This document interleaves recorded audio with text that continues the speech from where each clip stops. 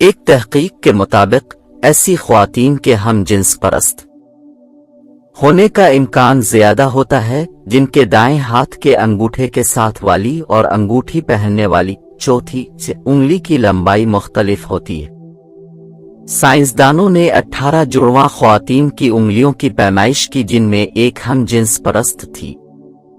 عموماً صرف ہم جنس پرست خواتین میں یہ پایا جاتا ہے کہ ان کے بائیں ہاتھ کی پہلی انگلی اور انگوٹھی کی انگلی برابر ہو، اور ایسا عام طور پر مردوں کے ہاتھوں میں ہوتا ہے۔ سائنسدانوں نے اس کے علاوہ 14 جڑواں مردوں کی انگلیوں کی پیمائش کی جن میں ایک ہم جنس پرست تھا۔ مرد اور خواتین دونوں کو کوکھ میں مردانہ ہارمون ٹیسٹوسٹیرون کا سامنا ہوتا ہے، لیکن ہو سکتا ہے کہ دوسروں کے مقابلے میں بعض کو ان ہارمونز کا زیادہ سامنا رہا ہو۔ عام طور پر انگوٹھے کے بعد خاتون کی پہلی اور چوتھی انگلی کی لمبائی ایک جیسی ہوتی ہے، تاہم مردوں کی انگلیوں میں فرق نمایاں ہوتا ہے۔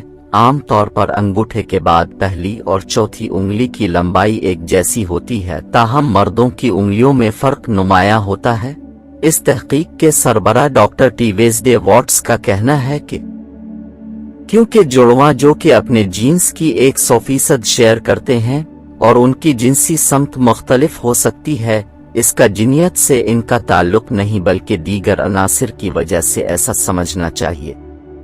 محققین نے رائے دی ہے کہ جنسیت کوکھ میں طے ہو جاتی ہے اور اس کا انحصار مرد کے ہارمونز کی تعداد پر ہوتا ہے کہ کس طرح سے ان کا سامنا کرنا پڑا۔ مختلف جسم کس طرح اس پر اپنا رد عمل دیتے ہیں۔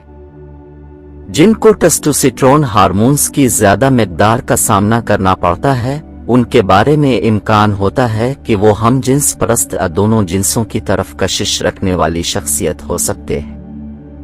اور کیونکہ ہارمونز کے لیول اور انگلیوں کی لمبائی میں فرق کے آپسی تعلق کی وجہ سے اگر کسی کا ہاتھ دیکھیں تو اس سے جنسی رویے کا اندازہ لگایا جا سکتا ہے۔ ایسی مزید اچھی ویڈیوز دیکھنے کے لیے اس چینل کو سبسکرائب کر لیں۔ شکریہ۔